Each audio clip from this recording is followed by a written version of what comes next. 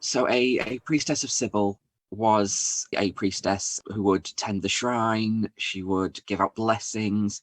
She would attend holy days and parties, usually not parties of rich people, unfortunately.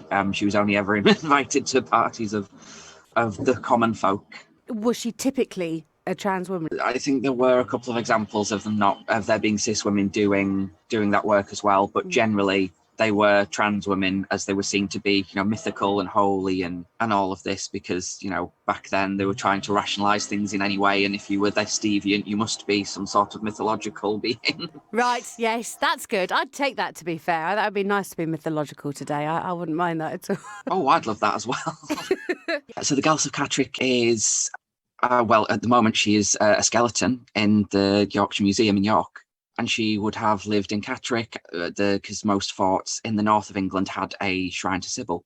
And it's likely that she would have been from the area herself. Why is she relevant to LGBT History Month? She's relevant to LGBT History Month because we don't often see history that goes that far back. We often see things that kind of go as far as Stonewall, and Stonewall's great, a massive piece of history. But there's so much more. And it also shows that, transgender people weren't just, springing up out of nowhere in the 60s. We have existed as far back as, the 4th century, which is, a long time.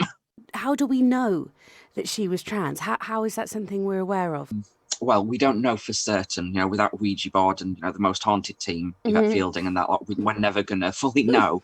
But based on the evidence that we have, when she was uncovered, she was buried with a lot of ceremonial jewellery, and generally it was cis women thought to be buried with, a lot of, jet and shale and all this fancy jewellery. And it was only when the bones were kind of tested for isotopes and various things.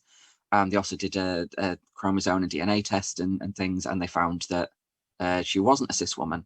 Based, as a trans woman, I can say, based on experience, if you're covered in female clothing, jewelry, hair, makeup, living as a woman, then you probably were a woman. It's generally that simple. And as true as that was in society then, it's as true as it is now. If you are living as a woman, you are a woman. That's it. Yeah. And surprisingly little has changed. Things were very, very similar back then. We have written accounts of Galluses, as they were called. And now you're doing a talk at Leeds Outing the Past conference, which I love the title, by the way. It's literally tomorrow from 9 a.m, 9:30. You can easily Google Outing the Past Leeds. It's the first link that comes up, so very easy to find. There'll be other talks about LGBT plus scientists, all sorts of things, and you can just get a free Eventbrite ticket, sign up, and it's on Zoom and you can watch it. And I believe they're also recording them and they'll be going on YouTube, so if you do miss it, there will be plenty of chance to catch it